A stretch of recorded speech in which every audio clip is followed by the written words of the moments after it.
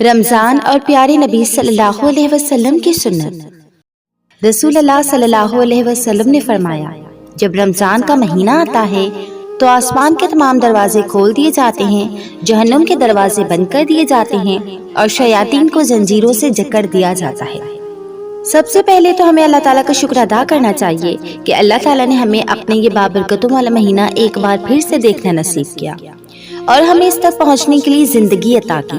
سو ہم نے اس رمضان کو ایسے جینا ہے جیسے ہی ہمارا آخری رمضان ہو، یعنی خوب عبادت کرنی ہے، خوب نیکیاں کرنی ہے، اللہ تعالیٰ کو خوب راضی کرنا ہے۔ اللہ تعالیٰ ہمیں یہ مہینہ بار بار دیکھنا نصیب فرمائے اور ہمیں عبادتوں کی ہمت اور توفیق عطا فرمائے، آمین۔ رسول اللہ صلی اللہ علیہ وسلم نے فرمایا کہ جس نے روزے کی نیت فجر سے پہلے نہ کی اس کا روزہ نہیں ہوا، یعنی کوشش کریں کہ فجر کی نماز سے پہلے کسی بھی وقت نیت کر لیں، یعنی دل میں یہ سوچ لیں کہ میں نے روزہ رکھنا ہے۔ رسول اللہ صلی اللہ علیہ وسلم نے فرمایا کہ سحری کھاؤ کیونکہ سحری کے کھانے میں برکت ہے۔ رسول اللہ صلی اللہ علیہ وسلم نے فرمایا مومن کی بہترین سحری کھجور ہے۔ رسول اللہ صلی اللہ علیہ وسلم نے فرمایا دین اس وقت تک غالب رہے گا جب تک لوگ افطار کرنے میں جلدی کرتے رہیں گے، کیونکہ یہود و نصارہ تاخیر سے افطار کرتے ہیں، یعنی جیسے ہی مغرب کا وقت ہو جائے ویسے ہی روزہ افطار کر لینا چاہیے۔ کچھ لوگ اس لیے افطار میں تاخیر کرتے تھے کیونکہ وہ سوچتے تھے کہ اس سے دگنا ثواب ملے گا، حالانکہ ایسا کچھ بھی نہیں ہے۔ رسول اللہ صلی اللہ علیہ وسلم نے نماز سے پہلے تازہ کھجوروں سے روزہ افطار فرماتے، اگر تازہ کھجوریں نہ ہوتی تو خشک کھجوروں سے افطار فرماتے، یہ بھی نہ ہوتی تو پانی کے چند گھونٹ پی لیا کرتے۔ ابو یعلا نے روایت کی ہے کہ رسول اللہ صلی اللہ علیہ وسلم 3 کھجوروں سے افطار کرنا پسند کرتے تھے، یا ایسی چیزوں سے جن کو آگ پر نہ پکایا گیا ہو۔ رسول اللہ صلی اللہ علیہ وسلم جب روزہ افطار کرتے تو یہ دعا کرتے، جس کا ترجمہ یہ ہے، پیاس بجھ گئی، رگیں تر ہو گئی اور اللہ نے چاہا تو اجر بھی ثابت ہو گیا۔ ہم میں سے بہت سو نے آج یہ دعا پہلی بار پڑھی ہوگی، حالانکہ یہ دعا صحیح حدیث سے ثابت شدہ دعا ہے۔ وہ جو ہم دعا پڑھتے رہے ہیں، جو ٹی وی پر اور کتابوں پر لکھی ہے، وہ صحیح حدیث سے کہیں بھی ثابت نہیں۔ یہ افطار کی دعا آپ نے کھجور کھانے اور پانی کا 1 عدد گھونٹ پینے کے بعد پڑھنی ہے، کیونکہ دعا میں لکھا گیا ہے کہ پیاس بجھ گئی اور رگیں تر ہو گئی، یعنی یہ افطار سے پہلے نہیں بلکہ بعد کی دعا ہے۔ اب آتے ہیں سحری کی دعا کی طرف۔ سحری کی کوئی بھی دعا سنت سے ثابت نہیں ہے، کیونکہ سحری کا معاملہ تو نیت سے ہے۔ جیسے نماز کی نیت کی جاتی ہے ویسے ہی روزے کی نیت کی جاتی ہے۔ نیت دل کا معاملہ ہوتی ہے، اس میں الفاظ کی یا منہ سے بول کر بتانے کی ضرورت نہیں ہوتی۔ رسول اللہ صلی اللہ علیہ وسلم سب سے زیادہ سخی تھے، اور رمضان میں جب آپ صلی اللہ علیہ وسلم سے جبرائیل علیہ السلام کی ملاقات ہوتی تو آپ صلی اللہ علیہ وسلم کی سخاوت اور بھی بڑھ جاتی۔ جبرائیل علیہ السلام رمضان کی ہر رات میں آپ صلی اللہ علیہ وسلم سے ملاقات کے لیے تشریف لاتے اور آپ صلی اللہ علیہ وسلم کے ساتھ قرآن مجید کا دورہ کرتے۔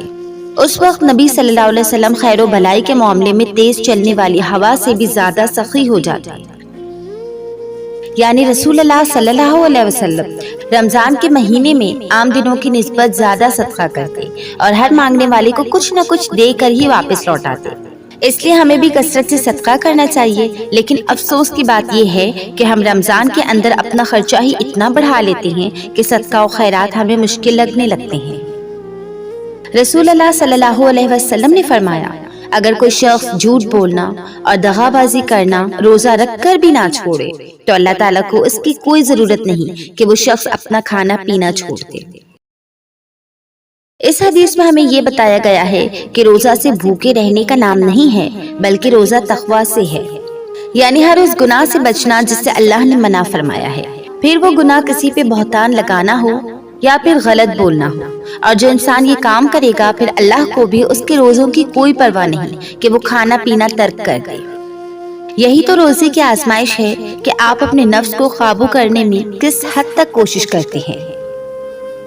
رمضان اور احادیث نبوی صلی اللہ علیہ وسلم۔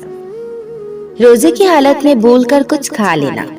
رسول اللہ صلی اللہ علیہ وسلم نے فرمایا کہ جو شخص روزے کی حالت میں بھول کر کھا پی لے उसे चाहिए कि वो अपना रोजा पूरा करे, क्योंकि उसको अल्लाह ने खिलाया और पिलाया है। फर्ज रोजा हो या फिर नफली रोजा, अगर आप रोजे की हालत में भूल कर कुछ खा पी लें तो रोजा नहीं टूटता, लेकिन उसके लिए शर्त यही है कि आपने वो जानबूझकर ना खाया हो या पिया हो। और जैसे ही गलती से खाते या पीते हुए आपको याद आ जाए कि आपका रोजा है, तो आपको उसी वक्त खाना पीना वहीं छोड़ देना चाहिए, क्योंकि अगर याद आने के बाद भी आपने खाना पीना जारी रखा तो इसका शुमार जानबूझकर खाने में होगा और ऐसे आपका रोजा टूट जाएगा। रोजे की हालत में टूथ ब्रश करना। सईदना आमिर बिन रबीआ रज़ियल्लाहु ताला अन्हा फरमाते हैं कि मैंने बेशुमार मर्तबा रसूलुल्लाह सल्लल्लाहु अलैहि वसल्लम को रोजे की हालत में मिसवाक करते देखा है। टूथ ब्रश का मसला उन मसाइल में से एक है जिनमें उलमाए किराम का इख्तिलाफ है।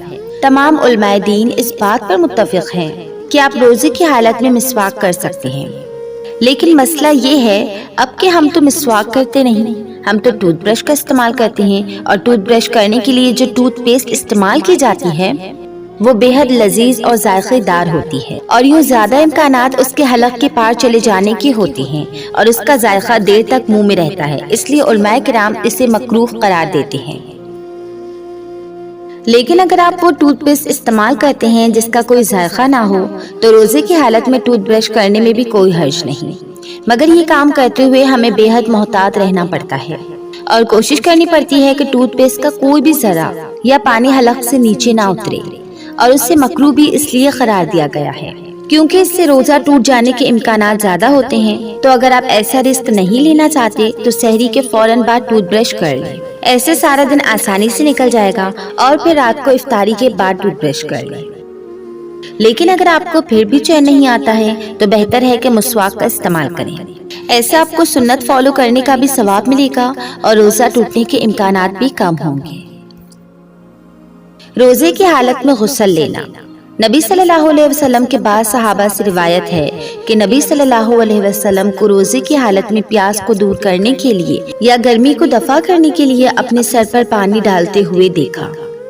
बाज लोग ये कहते हैं कि रोजे की हालत में नहाने से, सर पर पानी डालने से, सर पे ठंडा और गीला कपड़ा रखने से, कुल्ली करने से रोजा मकरूह हो जाता है, हालांकि इससे रोजा मकरूह नहीं होता।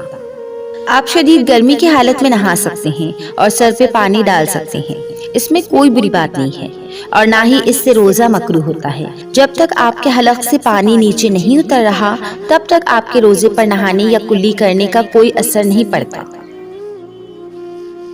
शरीयत में किन किन लोगों पे रोजा ना रखने की सहूलत। ये तो हम सब जानते हैं कि हर बालिग इंसान पे रोजा फर्ज है, लेकिन बालिग इंसानों में से कुछ को अल्लाह ताला ने ये सहूलत दी है कि अगर रमजान में उनके लिए रोजा रखना मुश्किल हो तो वो रोजा छोड़ सकते हैं, लेकिन फिर उन्हें वो रोजे रमजान के बाद पूरे करने होंगे। और वो लोग कौन कौन से हैं? मुसाफिर, मरीज, हैजा खातून, हामला और दूध पिलाने वाली खातून, ज़ईफ।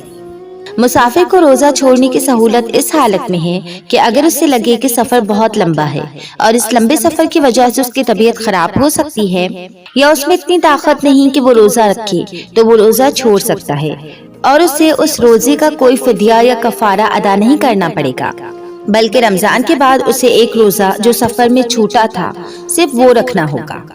मरीज वो इंसान जो किसी बीमारी में मुब्तला है और उसे अंदेशा है कि अगर उसने रोजा रखा तो उसकी वो बीमारी बढ़ सकती है और उसकी जान मुश्किल में पड़ सकती है, या उसे कोई दवा लेनी है जिसका लेना जिंदगी के लिए जरूरी हो, तो ऐसा इंसान भी रोजा छोड़ सकता है और उसे भी कोई कफारा या फिदिया अदा नहीं करना पड़ेगा, बल्कि उसे सिर्फ वो रोजा रखना है रमजान के बाद जो उसने बीमारी में छोड़ा था। लेकिन अगर कोई इंसान इतना बीमार है कि रमजान के बाद भी उसकी बीमारी खत्म नहीं होती और रमजान के बाद भी उसमें इतनी हिम्मत नहीं होती कि वो रोजा रख सके, तो इस सूरत में इसे फिदिया अदा करना होगा। और फिदिया कितना होता है? एक रोजे के बदले एक मिस्कीन को खाना खिलाना। कितने वक्त का, इसमें इख्तिलाफ है, लेकिन उलमा की अक्सरियत का कहना ये है कि एक वक्त का खाना दे दिया जाए।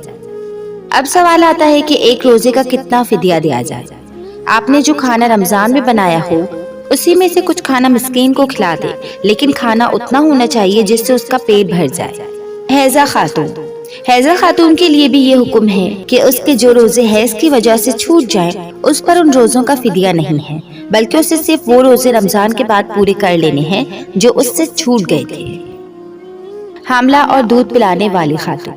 حاملہ اور دودھ پلانے والی عورتوں کے لیے بھی یہ سہولت موجود ہے کہ اگر اسے اس بات کا اندیشہ ہو کہ اس کے روزہ رکھنے کی وجہ سے وہ کمزور پڑ سکتی ہے یا اس کی وجہ سے اس کے بچے کی زندگی اور صحت پر اثر پڑ سکتا ہے تو وہ روزے چھوڑ سکتی ہے، اور ان روزوں کو اسے کوئی فدیہ ادا نہیں کرنا پڑے گا، بلکہ اسے بعد میں یہ روزے پورے کرنے ہوں گے۔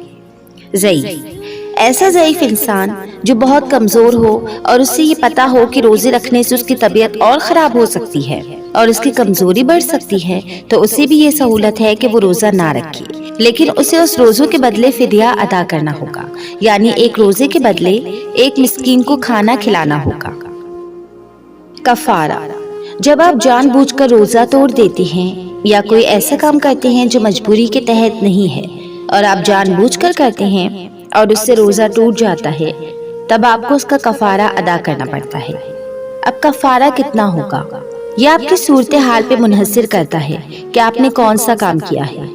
قضا، قضا وہ روزے ہوتے ہیں جو آپ کسی مشکل یا ایمرجنسی کی وجہ سے چھوڑتے ہیں، جن کا ذکر ہم پڑھ کر آئے ہیں، تو ایسے روزے قضا روزے ہوتے ہیں، یعنی ان روزوں کو آپ نے رمضان کے بعد پورا کرنا ہوتا ہے۔ فدیہ، ان روزوں کا فدیہ لازم ہوتا ہے جو آپ کسی پرماننٹ بیماری کی وجہ سے چھوڑ دیتے ہیں اور آپ ان کی قضا بھی ادا نہیں کر سکتے، تو ایسی صورت میں ایک روزے کے بدلے ایک مسکین کو کھانا کھلایا جاتا ہے۔